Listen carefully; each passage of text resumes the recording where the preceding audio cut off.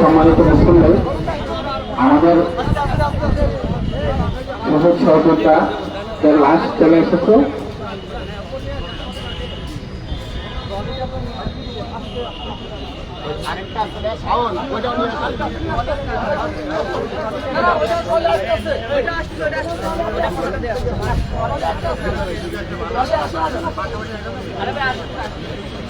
আজকে শহীদ রিয়াজ এবং শেখ ইমনের জানাজা কিছুক্ষণের মধ্যে অনুষ্ঠিত হতে যাচ্ছে। ছাত্র জনতার গণ অভ্যুত্থানে গুলিবিদ্ধ হয়ে শহীদ রিয়াজ এবং শহীদ ইমনের জানাজা অল্প কিছুক্ষণের মধ্যে অনুষ্ঠিত হতে যাচ্ছে।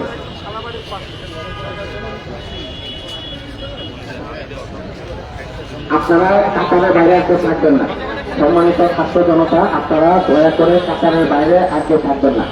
যারা জানাজায় অংশগ্রহণ করতে ইচ্ছুক আপনারা কাতারের মধ্যে ঢুকে যান, কাতারের বাইরে আর কেউ থাকবেন না।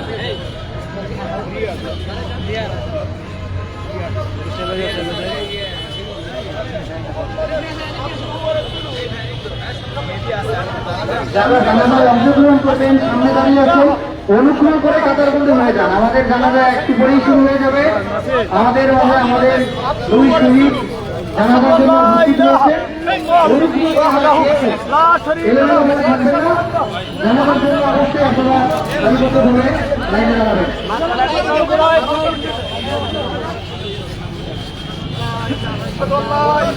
দুজন শহীদ ভাইয়ের কফিন আমাদের মধ্যে উপস্থিত হয়েছে। যারা জানাজায় অংশগ্রহণ করবেন, أشهد أن لا إله إلا الله وأشهد أن محمدا عبده ورسوله أشهد أن لا إله إلا الله وأشهد أن محمدا عبده ورسوله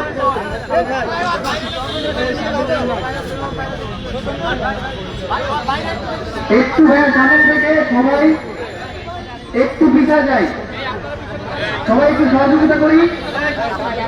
প্রথম যে কাদেরটি বন্দী হয়েছে তার পিছনে গিয়ে আমরা সবাই দাঁড়াই।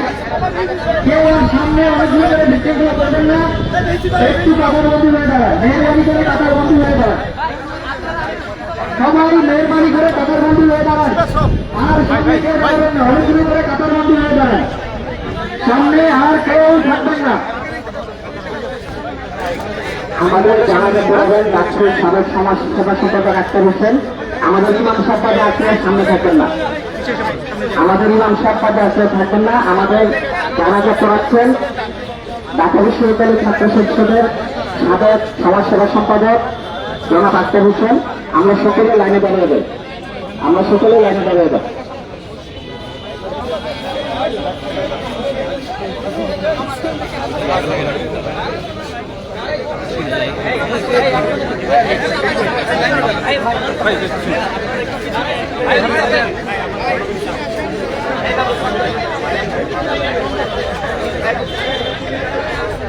যারা মুসল্লি, যারা অনুগ্রহ করে কাতারে দাঁড়ায় যান। আপনারা মুসল্লি, যদি মুসল্লি হয়ে থাকেন কাতার বন্ধ হন, এলাকা করবেন না।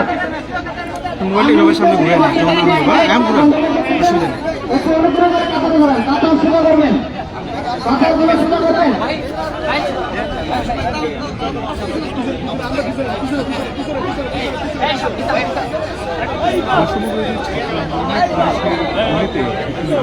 আমাদের সম্মানিত শহীদ রিয়াজ ভাই এবং ইমাম ভাই, তাদের পরিবারবর্গ যদি কেউ এখানে উপস্থিত থাকেন এবং অনুগ্রহ করে সামনে চলে আসবেন। উপস্থিত যারা রয়েছেন আমাদের সামনে দুজন শহীদ ভাই পুলিশের গুলিতে হসপিটালে চিকিৎসাধীন থাকা অবস্থায় আজকে ইন্তেকাল করেছে। আমরা সকলের জন্য দোয়া করব। সেই সাথে বলতে চাই, শহীদ ইমন টাঙ্গাইল জেলার গোপালপুর উপজেলার হেমনগর ইউনিয়নের নলিন বাজার তার বাসা। ওরা 4 ভাই বোন, 3 ভাই 1 বোন। ইমনই সবচেয়ে বড় ছিল। গত বছর ইমন ইন্টার পাস করেছে। এমনকি ইমন যখন ক্লাস 6-এ ছিল সে সময় তার বাবা মারা যায়। এমনকি তার মা অন্যের বাসায় কাজ করে পরিবারটা চালাতো এবং ইমন নিজে টিউশনি করে টুকটাক বাইরে কাজ করে ওর ছোট 2টা ভাই এবং একটা বোন আছে, এটা পরিবারের ভরণ পোষণ করতো। আর ইমন আমাদের সামনে শহীদ হয়ে আছে। ইমনের ছোট 2টা ভাই এবং ওর বোন এবং ওর মা ভরণ পোষণ করার আর কেউ নাই।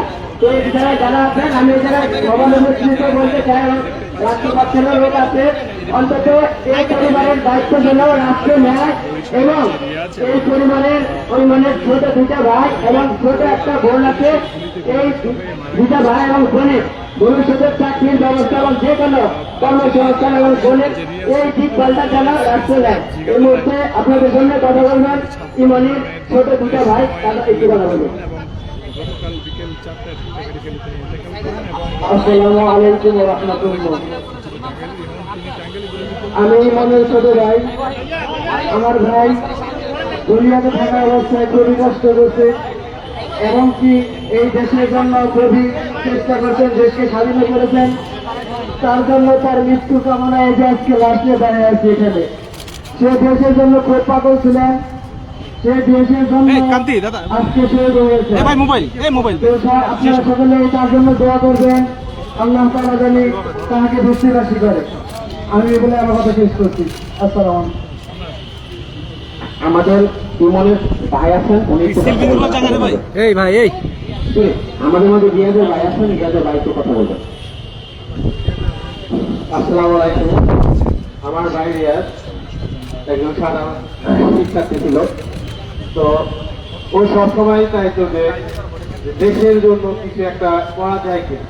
তো বলতো যে ভাইয়া আমি ছাত্র আন্দোলনে রেগুলারই আসি, তোমরা কিছু বইলো না। আমি বলতাম যে ভাই দেখ, দেশের জন্য যাই করো নিজের সেই দেশে আমার ভাই আজকে সে দেশের জন্য ছাত্রের জন্য সে শহীদ হয়েছে। সবাই আমার ভাইয়ের জন্য দোয়া করবেন, আমার ভাই যেন দেশ যেন দান করে আল্লাহ তাআলা।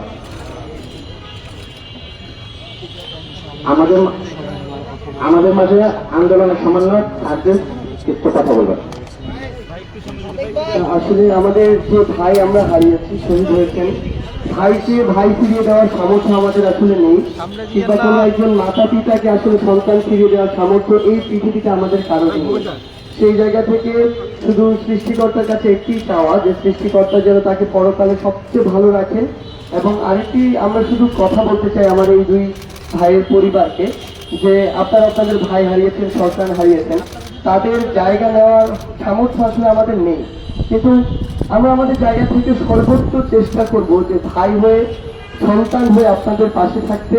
যে কোনো সময় শুধু আমাদের একবার মনে করবেন, আমরা অবশ্যই সর্বোচ্চ যত দ্রুততম সময় আপনাদের কাছে পৌঁছাতে পারি আমরা আমাদের জায়গা থেকে সেই চেষ্টা করব। এবং রাষ্ট্র শুধু আমাদের এই দুইজন ভাই নয়, আমরা আমাদের যে ভাইদের হারিয়েছি, শহীদ হয়েছেন, অবশ্যই সকলের দায়িত্ব রাষ্ট্রকে নিতে হবে। ধন্যবাদ। আমাদের মাঝে এখন একটু কথা বলবেন বাংলাদেশ সরকারের মাননীয় উপদেষ্টা জনাব আসিফ মাহমুদ।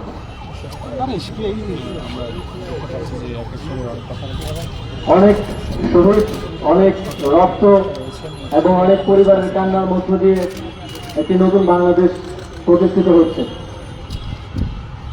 আমাদের ইমন ভাই এবং রিয়াজ ভাইকে আমি দেখে গিয়েছিলাম 3 দিন আগে। তিনি মাথায় একটি গুলি নিয়ে কোমায় থাকা অবস্থায় 10 দিন হাসপাতালের বেডে কাটতেছেন এবং অবশেষে শহীদের মর্যাদা লাভ করেছেন। আমরা যারা এই একসাথে লড়াই করেছি, আমরা হয়তো শহীদের মর্যাদা লাভ করতে পারিনি, কিন্তু আমাদের ভাইয়েরা তাদের জীবন দিয়ে দেশের দায়িত্ব আমাদেরকে দিয়ে গেছেন। সেই দায়িত্ব পালন করতে আমরা বদ্ধপরিকর। রিয়াজ ভাই, ইমন ভাই সহ যারা শহীদ হয়েছেন তাদের প্রত্যেকের পরিবারের দায়িত্ব অন্তর্বর্তীকালীন সরকার নেবে এবং ভবিষ্যতেও দীর্ঘমেয়াদে তাদের পরিবারের দায়িত্ব সরকার নেবে। এবং যারা আহত আছেন তাদের বর্তমান এবং ভবিষ্যৎ সকল ধরনের চিকিৎসার দায়িত্ব ইতিমধ্যেই সরকার নিয়েছে। এবং আমরা এটাই স্পষ্টভাবে বলতে চাই, যারা আমাদের ভাইদেরকে শহীদ করেছেন, নির্বিচারে গুলি চালিয়েছেন, তাদের বিচারে বাংলার মাটিতে নিশ্চিত করা হবে। তাদেরকে সর্বোচ্চ শাস্তির আওতায় নিয়ে আসা হবে।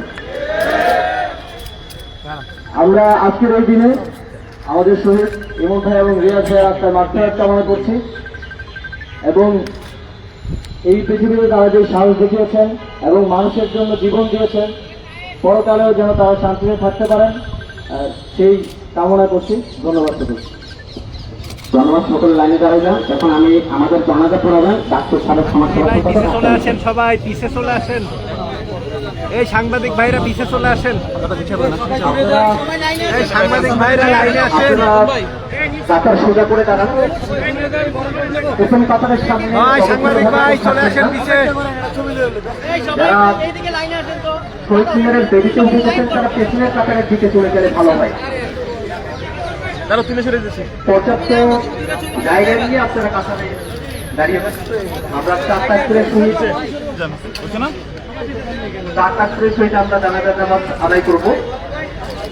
আমরা মোবাইলের ডান্ডিটা আপনার সামনে নিয়ে না, পিছনে রেখে সামনে নিয়ে না। প্রস্তুতি নেন।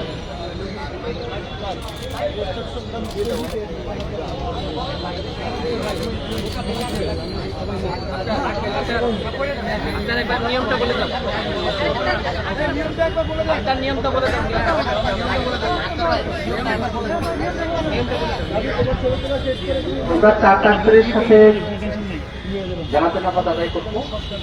প্রথম তাকবীর হওয়ার পরে আপনারা সবাই সালাত করবেন, দ্বিতীয় তাকবীর হওয়ার পরে দরুদ করবেন, তৃতীয় তাকবীর হওয়ার পরে দোয়া করবেন, চতুর্থ তাকবীর হবে, তারপরে আমরা সালাম ফিরাবো।